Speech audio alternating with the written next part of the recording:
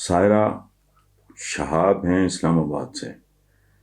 وہ کہتی ہیں جی کہ صحافت کا شعبہ دنیا بھر میں اپنا الگ سٹائل رکھتا ہے، ہمارے ملک میں صحافتی اقدار اور روایات الگ ہیں، لیکن پاکستان کی بات کی جائے تو یہاں ہر دوسرا بندہ خود کو صحافی کہتا ہے اور اپنی گاڑی یا موٹر سائیکل پہ پریس لکھوا لیتا ہے بطور ایک سینئر صحافی۔ آپ کے خیال میں اصل صحافت کیا ہے؟ اب ہمارے ملک کی صحافت کو کیسا ہونا چاہیے؟ سارا بیٹا ایک بات آپ ذہن میں رکھنا کہ جب معاشرے انحطاط پذیر ہوتے ہیں، جب وہ زوال پذیر ہوتے ہیں، تو پھر ان کا ہر شعبہ زوال پذیر ہوتا ہے۔ اب یہ جو بات آپ نے کی ہے کہ گاڑی یا موٹر سائیکل پہ پریس لکھوانا، یہ چھچور پن کے سوا کچھ نہیں ہے۔ وہ ادیم ہاشمی مرحوم کا ایک شعر ہے، گرو تو ساتھ گرے شان شاہ سواری بھی، زوال آئے تو پورے کمال میں آئے۔ تو ہمارے ہاں زوال اپنے کمال پہ ہے، اور مجھے نہیں دکھائی دیتا کوئی شعبہ، کوئی میدان، کوئی محکمہ اس سوال سے محفوظ ہو۔ اور یہ جو بات آپ نے کی کہ صحافتی اقدار اور روایات الگ ہیں، تو آپ مجھے بتائیں پاکستان کا کون سا شعبہ ایسا ہے جہاں کی روایات یا سو کالڈ اقدار دنیا کے کسی مہذب معاشرے میں پائی جاتی ہوں؟ کوئی تصور کر سکتا ہے کوئی؟ یہ تو اسلامی معاشرہ ہے ماشاءاللہ، مغربی معاشرے میں کوئی تصور کر سکتا ہے کہ بچوں کے دودھ میں ملاوٹ ہوگی؟ مردہ جانوروں کی انتڑیوں سے پکانے کا تیل، جانوروں کی شارک میں پریشر سے پانی انجیکٹ کر کے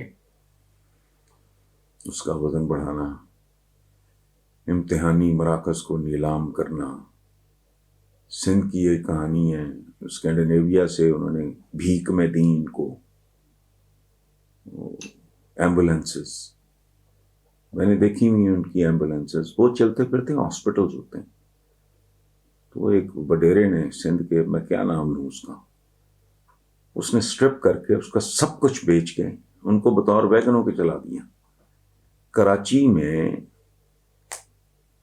ریلوے ٹریکس پہ مارکیٹس بن گئیں، گندے نالوں کے اوپر بلڈنگز بن گئیں، گیس ایکیمولیٹ ہوتی رہی، بلڈنگز کلیپس کر گئیں۔ سندھ میں بھی ریسنٹلی میں نے چند دن پہلے پڑھا ہے کہ ایک باپ نے اپنے 3 بچے کنویں میں پھینک کے خود بھی چھلانگ ماری، خودکشی کر لی۔ لائل پور، مانچسٹر کہتے تھے کبھی اس کو، پاکستان کا انڈسٹریل سٹی، اور یہ اور وہ، وہاں ایک باپ نے 6 ماہ کی بچی بیچ دی۔ تو یہ تو سارے کا سارا کوئی سلسلہ تبدیل کرے گا بٹس اینڈ پیسز میں، یہ ریکور ہونے والا کیس نہیں ہے۔ یہ نیلا محمد علی ہے، مجھے حیرت تھوڑی ہوئی، اوریجنلی لاہور سے ہیں لیکن آج کل یہ صومالیہ میں ہوتی ہیں۔ دس از دا فرسٹ ٹائم کہ صومالیہ سے کسی نے رابطہ کیا۔ وہ کہتی ہیں جی کہ میں آپ سے افغان معاملے میں بات کرنا چاہ رہی ہوں۔ تو پاکستان نے ہمیشہ سے افغانستان کو بطور برادر اسلامی ملک لیا، سمجھا، لیکن طالبان کے آنے کے بعد ہمیں وہی پرانی پالیسی نظر آ رہی ہے۔ کچھ دن پہلے پاک فوج کو سرحد پہ باڑ لگانے سے روک دیا اور کام یہ ساری باڑ اتار دیں گے، یہ بیان طالبان کے چیف سیکیورٹی انٹیلیجنس نے دیا۔ تالی دونوں ہاتھوں سے بجتی ہے، لیکن ہم شروع دن سے ایک ہاتھ سے تالیاں بجاتے آ رہے ہیں۔ کیا یہ ہماری مجبوری ہے یا پالیسی؟ انیلا بی، یہ نہ مجبوری ہے نہ پالیسی، ہم اس طرح کی باتوں کے بادشاہ اور عادی ہیں، یہ ہمارا روٹین بزنس ہے۔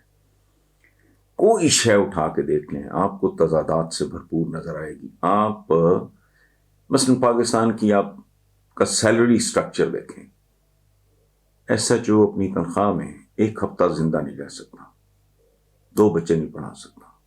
ایس ایچ او کو چھوڑیں، پٹواری 3 بیویاں رکھتے ہیں، وہ اپنی جائز تنخواہ میں میرا خیال ہے 2 دن نہیں گزار سکتا. اچھا اب آپ چلو ذرا ہائر گریڈز کی طرف، گریڈ 18 آن ورڈس، ان کے پیکج ساری دنیا جانتی ہے، یہ کیسے زندہ ہے میں نہیں جانتا. سو یہ اسٹیٹ ہے جو ان کو گن پوائنٹ پہ کرپٹ کرتی ہے. اور میرا ذاتی خیال یہ ہے کہ پاکستان کا مفاد پرست جو طبقہ ہے اس نے یہ نظام اس طرح وضع کیا ہے کہ ہر آدمی حرام خوری، رشوت، بدکاری پہ مجبور ہو جائے، کیونکہ اگر وہ لاکھوں کروڑوں میں کھائے گا تو پھر یہ ان کے پاس جواز ہوگا اربوں خربوں ڈالرز میں کھانے کا. اس کے علاوہ مجھے تو کوئی بات سمجھ نہیں آتی. اور اچھا سمجھنے کی ضرورت بھی نہیں ہے، مجھے ہنسی آتی ہے کہ وہ طالبان جن کے بارے میں کہا جاتا ہے انہوں نے مار مار کے امریکہ کو، یورپینز کو، ویسٹ کو بھگا دیا، اور انہیں سے بھیک مانگ رہے ہیں، انہیں سے مدد مانگ رہے ہیں.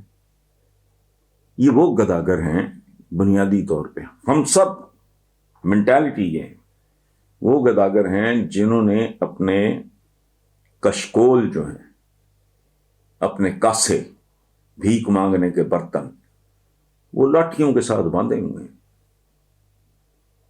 ننگی کانٹرڈکشن ہے، لیکن آئی ڈونٹ نو، ہم لوگوں کو سمجھ نہیں آتی. بڑکے مارتے ہیں، پھدکتے ہیں، دولتیاں جھاڑتے ہیں، حقائق پہ نظر نہیں ہے.